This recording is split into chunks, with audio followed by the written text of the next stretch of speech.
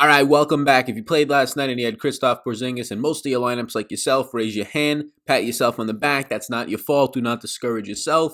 Referees, they blew that call. If you don't know what I'm talking about, then you can just move on. You can go watch the highlights if you really want to, but we lost pretty much a whole second half of Kristaps Porzingis, who was already in some sort of maybe foul trouble, not really, but for the most part, playing very well when he was out there, and probably abandoned us for about 20 fantasy points at least or so, right around there on average off the bench. But ladies and gentlemen, fellas, welcome back to the channel. Today, we're going to have another playoff slate, as we will for the whole first round, which, depending on if these teams win in 4 or not, probably Milwaukee is going to pretty close to that based on what they're going to be at a spread today, and just a complete disadvantage, especially if they're going to play their starters for more minutes. But we're going to have these 4-game slates starting at 1:30 p.m. every single day. Big money up top, right? The playoffs are here first round. Pretty fun, intense basketball with, teams just playing their starters and their big players and their rotational players for the entire run, as you would expect. No more regular season 10, 11, sometimes 12-man rotations. We're down to like a lot of teams just going with 8-man rotations, 9-man rotations, the 9th man getting like 12 minutes. This is going to be very fun to watch. You can feel secure about the minutes of your studs, and that's going to lead to very high scores. And if you can build a lineup correctly, hitting on the value is going to be the most important part, which is what I'm here to try and help you with today. I've already projected out this slate. It's already projections, value rankings, all that stuff as I am recording this right now is going to go up on Patreon immediately after. So by the time you're watching this, you can go over, check that out if you are a Patreon. If not, you can just sign up if you'd like to see the projections, models, rankings, all that stuff for today. Being more informed leads to making more winning decisions. So we have the injury and status dashboard, the target offense sheet, and the early interest as we always do. I would like to ask you before we just get on into this, if you could hit the like button for the video, big like button right there, and the subscribe button that I'm editing in to pop up, but in the bottom right hand corner, if you could hit that if you're watching on the YouTube version, that really does help a long way for this channel to reach more people in the DFS space, in the fantasy space in general, whether it's football, golf, NBA, whatever it might be that I cover. So thank you so much in advance. Let's start off with the injury and status dashboard that is brought to us always by SuperDraft. And SuperDraft told me yesterday, they told me a while ago that this might happen during the NFL season, but apparently yesterday, the start of the week, was when SuperDraft changed their overall promotion. So now they're going to be going fully onto, if you deposit money onto SuperDraft, minimum of $10, you get a 50% deposit match up to $1,000. I'm not sure if it's a slow drip or a drip just right off the top, but let's just say, for example, you want to put in $25 into there, you're going to get about $12.50 back over some time in SuperDraft. So 50% deposit match up to $1,000. Normally these are only up to like $100, sometimes only $50. So it's good to see that. It's a better offer that you're ever going to find anywhere over on DraftKings or FanDuel. So you can check it out if you want over there, multiplier format. I do have projections on Patreon, but either way, we'll talk about their stuff throughout the day. And again, their contests are not filling, which is the most beneficial thing to have over there, especially if you play any type of DFS golf, or even if you just want to get in a spot where you can make money and just know a little bit about the sport. Golf only feels like 50 or 60% of the time, and I have a lot of content on that. NBA with these playoffs is usually filling up to the top, but again, if you have projections, it's going to help a lot. So SuperDraft, promo code SAL, S-A-L, get you that 50% deposit match up to $1,000 Rooski, starting it off with Russell Westbrook right now from Houston. He's out. We were already known this, so he's going to be out. It's going to be the Harden show. You have Rivers, you have Gordon, you have House. If you just take off Russell Westbrook and Clint Capella, who got traded to the Atlanta Hawks midway through the season, a nice fantasy point per minute producer, you're going to have 698 minutes of James Harden on the court without Capella or Westbrook this season, averaging 1.93 fantasy points per minute. So James Harden becomes Giannis. That is pretty much what happens in a fantasy point per minute landscape. Giannis is averaging about 1.9 fantasy points per minute on the season as well. And unlike Giannis, even in the playoffs, he might only play like 33 to 34 minutes today. James Harden is probably going to play 38 to 40 minutes. I have James Harden at 39 minutes today. I have James Harden as the highest projected player in the slate. He's pushing 70 fantasy points in a projection today. It is a playoff game where I expect James Harden, who normally goes out there for 36 to 37 minutes, to now go out there for 38 to 39 to 40 minutes at this type of fantasy point per minute production, a 43% usage rate, a 46% assist percentage, and he even has a 20% rebounding rate. Yeah, Harden's triple-double upside is even up there today. So very much so like Harden. You're going to get Eric Gordon still in the starting rotation. He was being limited to 20 to 25 minutes in his 2 games back in the bubble. I have him projected for 28 minutes, but if he is healthy, I would not be shocked to see a 30-plus number. Daniel House, Austin Rivers to an extent will also benefit from no Russell Westbrook. You can also just say the entire team will, right? PJ Tucker and Robert Covington's rebounding rates will definitely be impacted in a positive way when you don't have an extremely productive rebounding guard in Russell Westbrook out there. For Indiana, you're going to have TJ Warren questionable with a foot. He was missing a lot of the final games in the bubble. I guess they just didn't really want to push him because it's not the playoffs,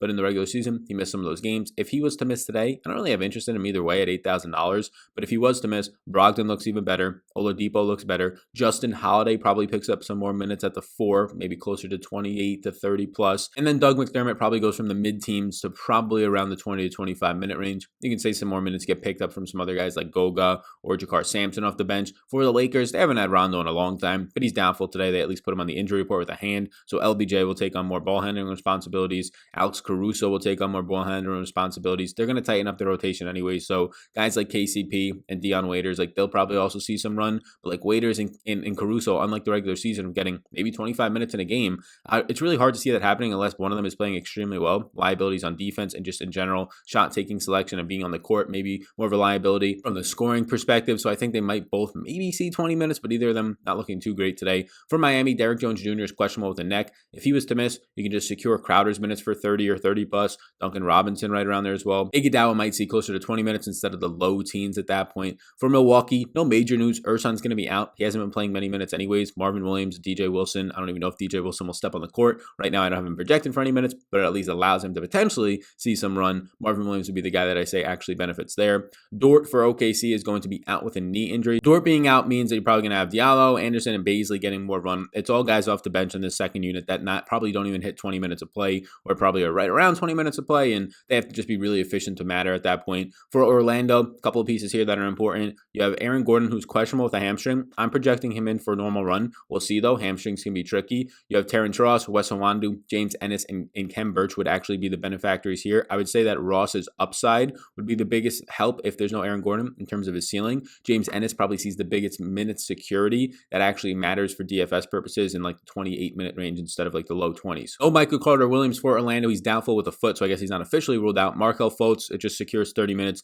DJ Augustine, it makes me project him for around the mid-20s in minutes, and it also gives me just a little bit more comfortability projecting Terrence Ross for like 26 to 28 minutes. But Michael Carter-Williams, even if he was playing in this type of a game, you might not even see much run out of him. He's been playing consistently like 16 to 18 minutes a game for them this season, but now that it's the playoffs, they want to give Fultz more run. They feel good about his offensive side of the ball, which is not something you probably thought he would say a couple years back. Augustine's experience in the playoffs especially, so I don't know how much minutes Fultz was going to get anyways. And then Portland, this is huge for Portland. They just don't have bodies. They're going to have to throw out there Wendell Gabriel, who is definitely not the type of guy you want to be throwing out there in the playoffs. Not a lot of stature on him, not a lot of experience at all, but Zach Collins is out, so Carmelo, I mean, he's going to have to play more minutes instead of the 35, maybe 37, 38. Wendell Gabriel is probably going to pick up those Zach Collins minutes because they don't want to give him to Mario Hezonja, but he's probably going to have to take some. Mario Hezonja, defensive liability, does not take good shots on offense, was taking just the worst shots in the final couple of games and in the play-in game in the regular season. So it's going to be a mess for Portland. Obviously, they're the team that everybody loves. They got into the playoffs. It built a narrative for the NBA to really sell the season, especially towards the end of it with Phoenix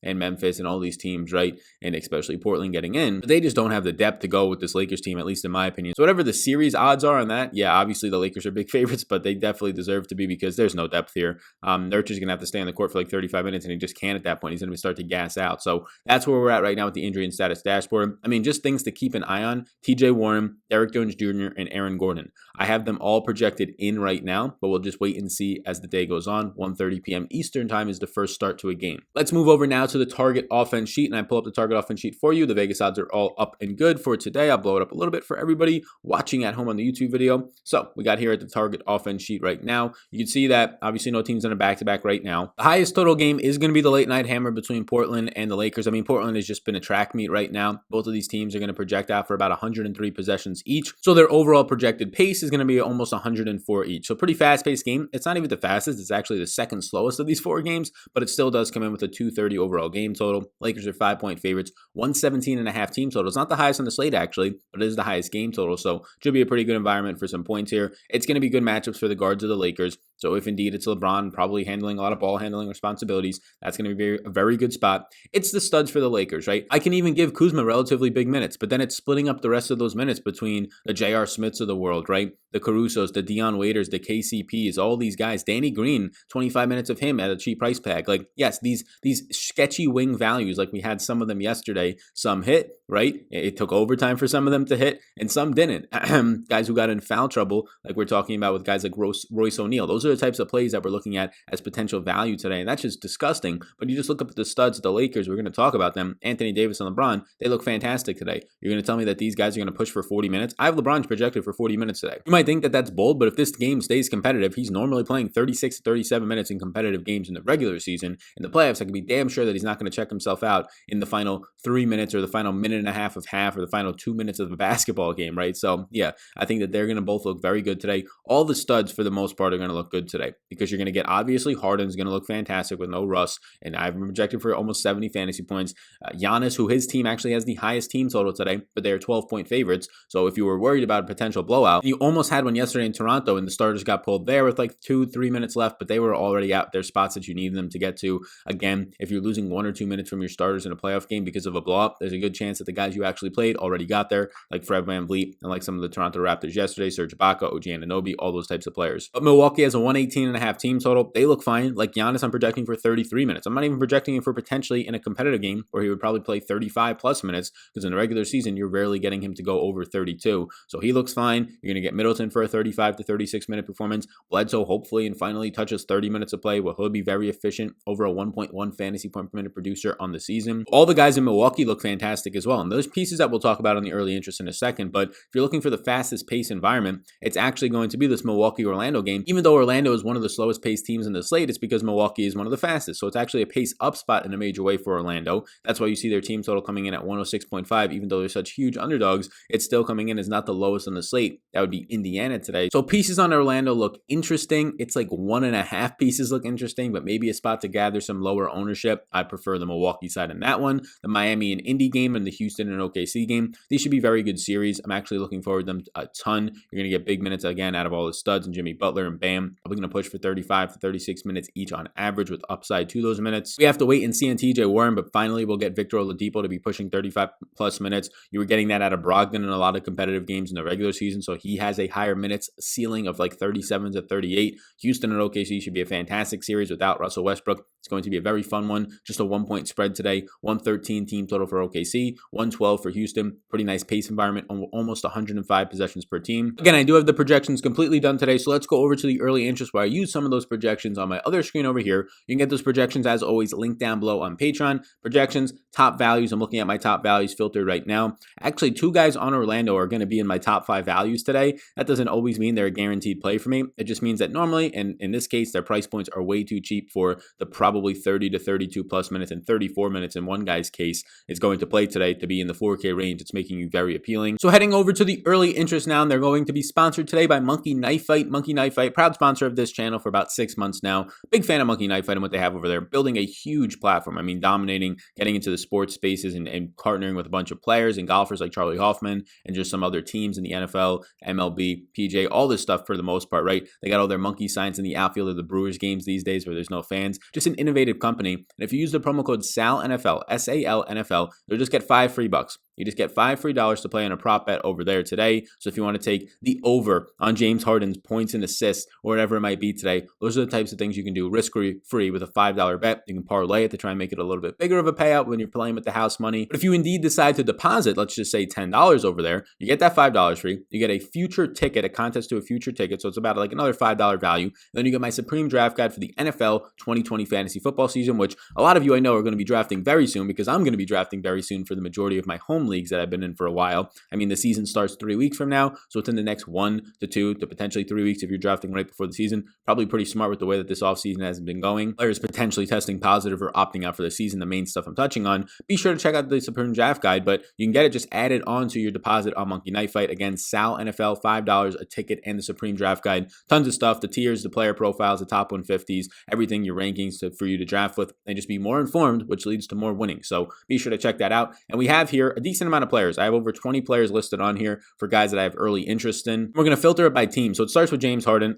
There's nothing much more to say other than the guy has over a 40% usage rate, over a 45% assist percentage, a 20% defensive rebounding rate, and he's going to go for over 1.9 fantasy points per minute on average in today's situation. And he's going to play more minutes. So yes, $11,000, $700 is too cheap. $11,700. He should be a $12,500 player today. He's not. He's too cheap. Robert Covington today, he would probably be the next guy or the second player I would choose from this Houston team. Doesn't stand out in any major way compared to other players, but I do have him projected for 35 minutes today. That can easily be 36 to 37 in a competitive game. He's overall my 28th ranked player on the slate, so he's going to make a player pool for me, but you can pretty much see that it's Harden or die for the most part for Houston. From Indy, Malcolm Brogdon and Victor Oladipo, even projecting in TJ Warren. I love these guys. I have them both projected. Well, I have Oladipo projected for 35 minutes and Brogdon projected for 36 minutes. It makes Malcolm Brogdon look very good. A borderline top 10 play for me today, and Victor Oladipo is still going to look pretty fine as well. well. He's right around my 22nd overall play in the day. And keep in mind, some of these overall plays in the day, it's just value by point per dollar. So it's value rankings that I'm talking about here.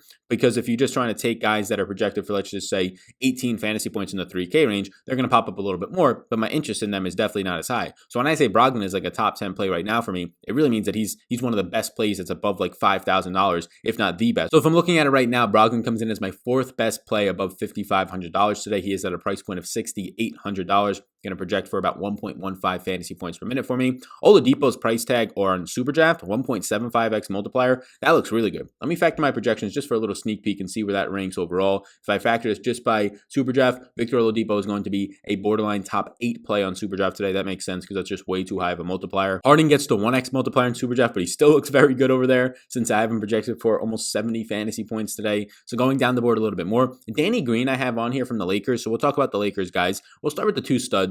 LeBron and AD. Look, I'm projecting them for huge minutes. I'm projecting for LeBron for damn near 40 minutes today. I got him at like 38 or 39. I have AD at 37. When they're both going to average for me about 1.45 to 1.5 fantasy points per minute, according to NBAWowie.com, a free tool that you can use. That's going to be hard to ignore, especially when they're similar price points. Right now, I have interest in both of them. I'm going to have, if you're talking on Superdraft, more interest in Anthony Davis, who has a 1.1x multiplier. You get 10% extra points on his points, whereas LeBron only has a 5% extra points on his points. But if I'm looking at it right now overall, I prefer the other studs on this slate, Harden being one and kind of the obvious, Giannis being another one. Then after that, I would slightly prefer Anthony Davis over LeBron James. I think the matchup for him is a little bit better. I don't think there's anything major here. LeBron can go triple-double upside, but I think the matchup for Davis is a little bit better. But when I'm talking about this, I have them separated by 2 spots in my rankings. I have Anthony Davis right now 18th overall, and I have LeBron 20th overall. So it's pretty much a coin flip, as you're going to see because of the price points. Davis jumps up a little bit higher when we're talking about Superdraft, actually a decent amount higher because he gets those extra 5% points. So if it's Superdraft, go Anthony Davis. If you're playing over on DraftKings or FanDuel,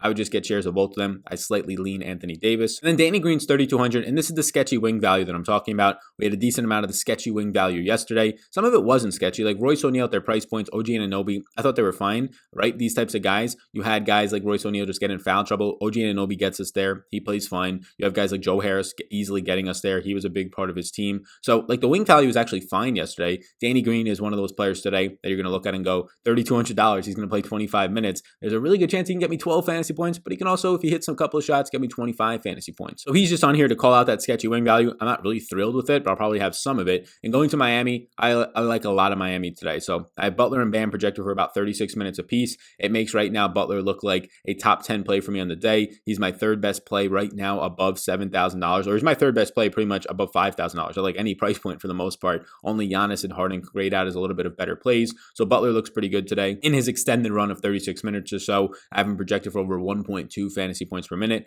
For Bam, not going to look as good, but still going to look pretty damn good. He's a top 15 play for me today, have him projected for right around 1.2 fantasy points per minute. And finally, like we saw at some points in the regular season, there was a stretch where Bam was seeing about 35 or 36 minutes a game. They toned that back a little bit to like the 32 to 33 minute range. Now we're going to get Bam to go back up to that where he was consistently hitting like a 45 to 55 fantasy point performance days. He was pushing triple doubles some days. So Bam looks fine here. The 2 studs for Miami both graded out as top 15 plays for me. I lean to get the Jimmy Butler. Jay Crowder's just cheap, right? And I don't even think he's risky value. He's going to play a lot of the 4. I assume Jay Crowder plays a lot more time now that it's the playoffs than Kelly Olynyk. I think they trust him a little bit more out there. I think they like him a little bit more than Kelly Olynyk. I think Olynyk got extended run just because it was the end of the regular season and they wanted to see what they had. He played fine. He's always been a very good offensive player for fantasy purposes, but maybe not so much with him starting at the 5 and then having Bam at the 4 is not the matchup that they're really going to be looking for. We'll see though what the starters look like today, but I think Crowder at $3,900, even if he wasn't to get the extended run that I think he does, even if he plays 25 to 26 minutes, that's still a fair price tag for him. And then you look at the last final guy in Goran Dragic, just way too cheap at $4,400. There's going to be a couple of guards today in the 4K range, a couple guys from Orlando, but then Goran Dragic is the next one. He looks like one of the best value plays on the slate right now.